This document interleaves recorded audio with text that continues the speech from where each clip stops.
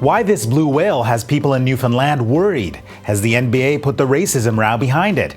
And the perils of too much sugar. Welcome to Globe Now, I'm Affan Chowdhry. There is a slightly different kind of whale watching going on in Newfoundland. Sadly, it involves a dead blue whale that washed ashore and is causing a stink. It's brought a lot of attention to the town of Trout River. And it's made a lot of people wonder, how do you get rid of something that is 26 meters long and weighs 60 tons? Do you let it rot? Do you get fishermen to tow it back to sea? Or maybe dissect it into smaller pieces? Well, that last option is a risky one because no one wants this to happen. That was an attempt to dissect and get rid of a dead sperm whale last year in the Faroe Islands. Now, it's worth pointing out, not all dead and beached whales explode on their own or when dissected, but the risk is there. Here's why. There is a natural decomposition process that happens inside a whale when it dies. Gases like methane, ammonia, and hydrogen sulfide build up inside the whale. That gives the whale that bloated look. Trying to dissect the whale is a bit like asking for an explosion. In the case of Newfoundland, they could just let the whale deflate, or as one research scientist put it, like an old balloon. One problem, that will only make the smell worse. Now to the racism controversy in pro basketball. The NBA's decision to ban LA Clippers owner Donald Sterling has been widely applauded, and many of you have been sharing your reactions. But the story isn't over yet, and Cathal Kelly, our sports columnist, is here to tell us why. Welcome, Cathal. Thanks so much.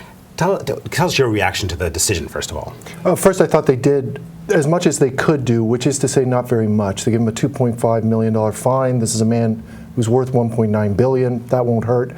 They banned him from life for taking part in the team. He had no day-to-day business with the team. Really, the issue now is whether they can throw him out of the league. That's not within the league's power to do. They have to go to the 29 owners. 75% of them have to vote to do so.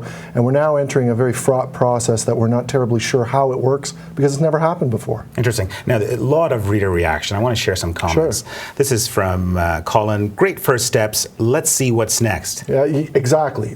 We don't know what's going to happen at this point. I assume that all the owners want him out, but they also want to safeguard their own positions. They don't want to create precedent by which one of them gets caught in a DUI saying something stupid on tape, that the rest of the owners could move against them as well. So I think, let's see what's next. That's the process everybody's waiting for. And in some ways, we don't know what Donald Sterling is going to do next. Well, we do know that Donald Sterling said immediately after Adam Silver's press conference that he's not interested in selling the team, which is not exactly what the league meant. Right. They want to take the team away from him. So I think we're setting ourselves up for the fact Donald Sterling is famously litigious.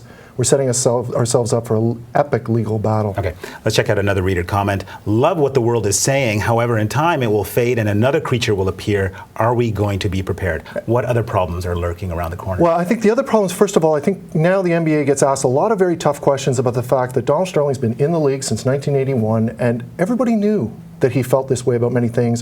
What changed was that there was suddenly an audio tape. The other problem is Donald Sterling, again, has a lot of money, may not want to leave. How ugly will he get with this? And there could be other owners have their own problems, not in the racism tip, but they have skeletons in their closet. If Donald Sterling decides to start making those part of a legal process, then we could get a real tabloid war inside the NBA. There's been talk about increasing minority owners within the NBA, and there's news today of boxing legend Oscar de la Hoya expressing interest. Is that the answer for the NBA? I think that's the answer the NBA would like to get. I think the NBA would love for a former player like Magic Johnson or an Oscar de la Hoya to step up if they have the cash. I think they will not want to give it to another faceless Paul Allen, another aging white guy. I think it's in their interest to make sure that they get a minority owner. And I have a strong feeling that that team ends up moving. I think that's the best way to get rid of the controversy, is to move it from LA. An obvious place is Seattle, and to get new ownership to say that's where they want to take it. Okay, in 20 seconds, the Toronto Raptors are playing tonight. Yes. What's your take?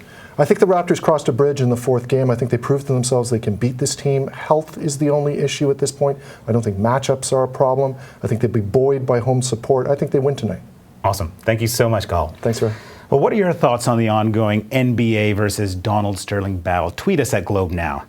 Now on to some not-so-sweet news about sugar. A new documentary playing at the Hot Dogs Festival in Toronto looks at the dangers of sugar consumption. We caught up with the creators of Fed Up to discuss their film and how it changed their eating habits.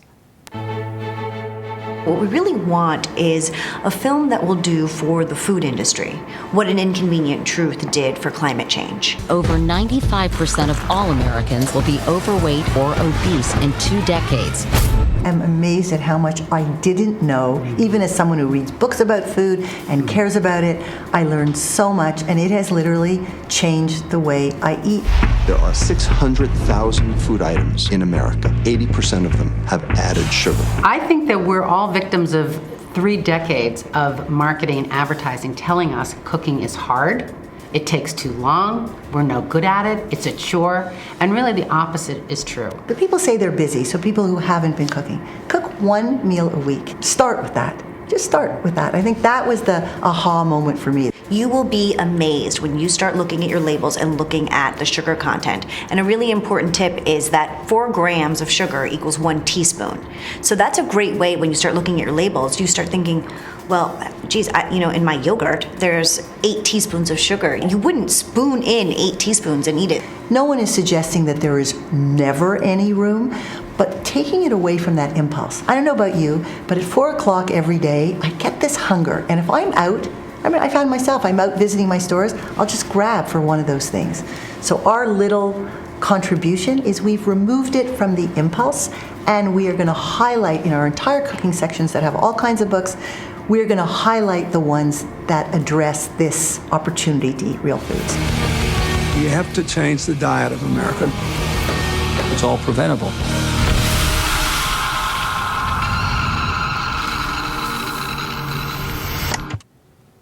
Well, that's it for Globe Now. Thanks for watching. If you've got a minute, hop on to Twitter, share your thoughts about racism in the NBA.